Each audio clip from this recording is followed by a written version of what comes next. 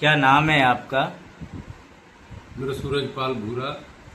आज press conference कर रहे हैं, क्या उद्देश्य इस प्रेस कॉन्फ्रेंस का? हमारा उद्देश्य है कि हमारी जमीन दीक्षित अवार्ड के तहत 1984 में यूपी उत्तर प्रदेश में चली गई थी। उसके उपलक्ष्य में आज हम प्रेस कॉन्फ्रेंस कर रहे हैं। जब से हमारी जमीन उत्तर प्रदेश में गई है, जब से भूमाफियाओं ने हमारी जमीन पर कब्जा किया हुआ है और हम जब जाते हैं तो हमारे साथ वो बदतमीजी भी करते हैं, झगड़ा भी करते हैं। कई बार गोली भी चल चुकी है। हमने सरकार से कई बार गुहार भी लगा चुके हैं, अधिकारियों से मिल चुके हैं, डीएम साहब से मिल चुके हैं, लेकिन हमारी अभी तक कोई सुनवाई नहीं हो पाई है। हमारी खतौनी तो बन गई है, लेकिन खतौनी पर साइन नहीं हुए हैं। आप रहते तो हरियाणा में हैं और आप कह रहे हैं कि जमीन उत्तर प्रदेश में है। हम रहने वाले हरियाणा के हैं। ग्राम चांदपुर है हमारा और ग्राम पंचायत चांदपुर का मैं सरपंच हूँ। और हमारी जो जमीन है वो मौजा बेला कला के रकबा में उत्तर प्रदेश में चली गई थी, इसलिए जमीन राजस्व रिकॉर्ड में उत्तर प्रदेश में, और हमारी ये दादालाई जमीन है। और उत्तर प्रदेश में जाने के कारण हमारी जमीन पर भूमाफियाओं ने कब्जा किया हुआ है। इसके उपलक्ष्य में आज प्रेस कॉन्फ्रेंस कर रहे हैं और हमारे साथ बहुत ज्यादा जाति हो रही है। पहले क्या था कि पहले मुलायम सिंह की सरकार थी या कांग्रेस सरकार थी, तो पहले मोमडनों का दबदबा था यूपी में, लेकिन आज हमारे दोनों राज्यों में हमारे बीजेपी की सरकार है। चाहे वो हरियाणा में लगा बीजेपी की सरकार है, यूपी में भी हमारे योगी जी की सरकार है। लेकिन जो पहला जो भेदभाव था वही भेदभाव आज मोमडनों ने हमारे साथ किया हुआ है। अभी हमारी दोनों सरकारों ने मिलाकर के पिलर लगाए हैं हरियाणा और यूपी के बॉर्डर पर। वो करोड़ों रुपया के पिलर लगे हुए हैं। पिलर के बाद जो हमारी जमीन हरियाणा के कुछ किसानों ने जोत रखी थी, तो उस जमीन को हमने जो हरियाणा के जो किसानों ने उनसे बातचीत करी है, भाई तुम्हारी जमीन हरियाणा में है, तो इसलिए अब हमारी जमीन ये आ गई है जो आपने फालतू जोत रखी है, हम अपनी जमीन को कब्जे में लेंगे। हमारी उनकी सहमति होगी। सहमति होने के बाद हमने अपनी जमीन को जोत करके उसमें बाजरा बो दिया। बाजरा बोने के 25 दिन बाद एक तो जी अली मुँह है अट्टा फतेहपुर यूपी, और एक मुबीन है जी अट्टा फतेहपुर यूपी, और एक रहमुद्दीन उर्फ पप्पू है जी गांव चांदपुर का हमारे का रहने वाला, और उसका भाई फखरुद्दीन। इन्होंने हमारी जमीन पुलिस बुला करके, पुलिस द्वारा हमारी जमीन और जो हमारी खड़ी हुई फसल है बाजरे की उसको ला करके जोत दिया है। और जोतने के बाद जब हम गुहार लगाने वाले पुलिस के साथ गए तो पुलिस ने हमारे साथ ही बदतमीजी करी है और कही है कि तुम्हारी मुचलका भरे हुए, तुम्हारे खिलाफ हम FIR दर्ज करेंगे। वो पप्पू की जमीन है, जबकि पटवारी ने और राजस्व रिकॉर्ड में सबने इनको समझा दिया है, बता दिया है कि भाई इन चांदपुर के जो किसान हैं इनकी ये जमीन है।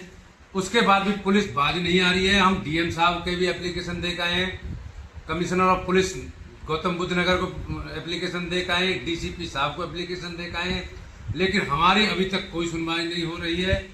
हमारा दोनों सरकारों से गुजारिश है कि हमारे मुख्यमंत्री योगी जी से बात करें, या योगी जी से स्पेशल हमारी प्रार्थना है हाथ जोड़ करके, जो ये जमीन का जो मामला चला हुआ है, क्योंकि आपने बोला है कि भू माफिया को मिट्टी में मिला दूंगा, लेकिन हमारे यहाँ पर जो ये मोमडन है ये मिट्टी में ना मिल रही है, तो पनप रहे हैं अच्छी तरह से।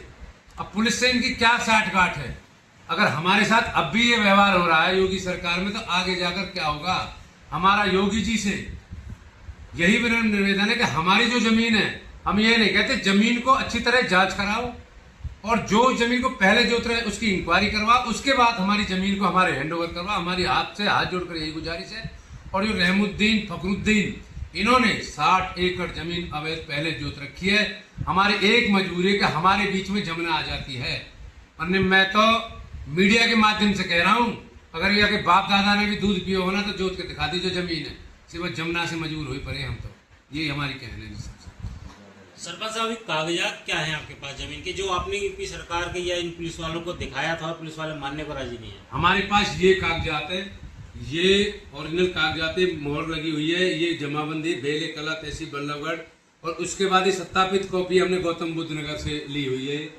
ये हमारे बाप दादाओं की जमीन है, हमारी दादालाई जमीन है, कोई खरीदी हुई वैसी जमीन नहीं है।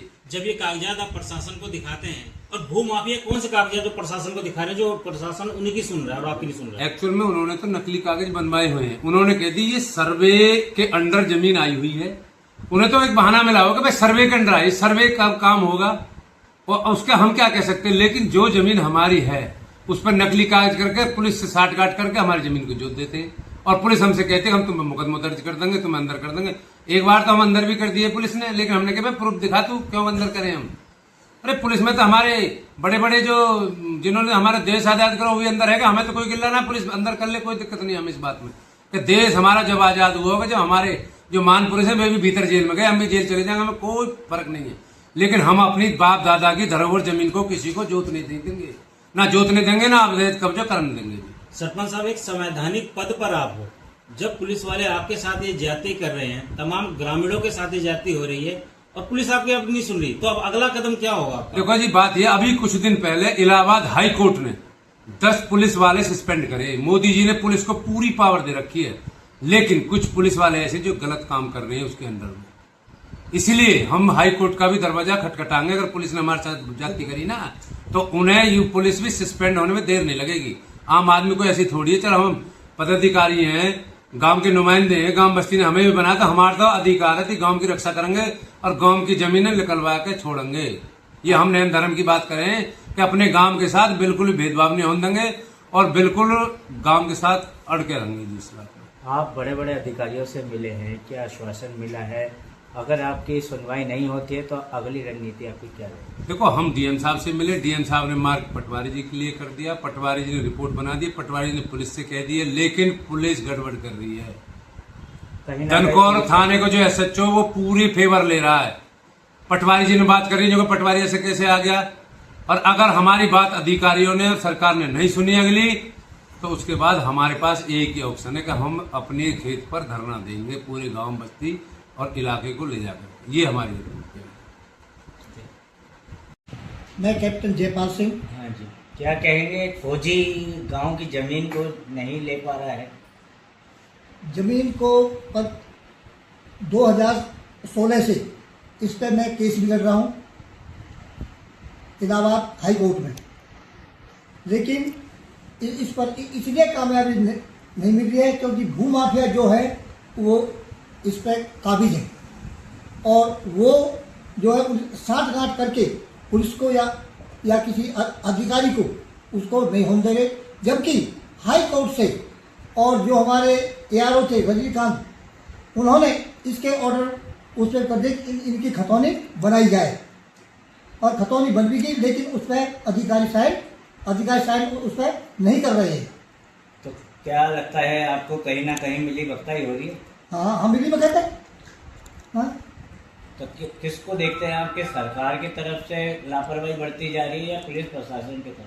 देखो, ये तो पुलिस प्रशासन जो हमारी जमीन अभी जिस पे विवाद हो रहा है, ये 10 एकड़ जमीन है, इस पे तो पुलिस ने सरेआम गुंडागर्दी करके 2 गाड़ी भेज करके हमारे बाजरे को जुटवाया।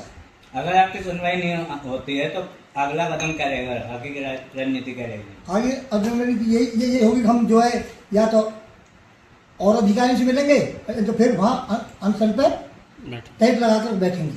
ठीक।